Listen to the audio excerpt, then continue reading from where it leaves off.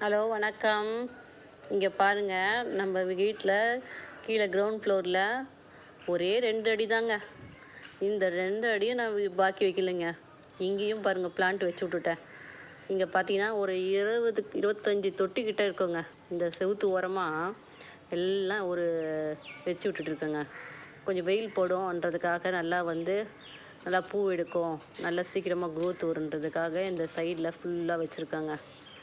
பார்த்தீங்கன்னா இங்கே ஆர்னமெண்டல் பிளான்ட்டும் இருக்குது, பூச்செடிகளும் இருக்குது. அப்புறம் முருங்கை மரம் கூட ஒரு 3 பிளான்ட்டு வச்சுருக்கேங்க. எல்லாம் 20 லிட்டர் ஸ்கேன் தாங்க. பார்க்க நல்லா க்ரீனிஷாக நல்லா செமையாக அழகாக இருக்குங்களா?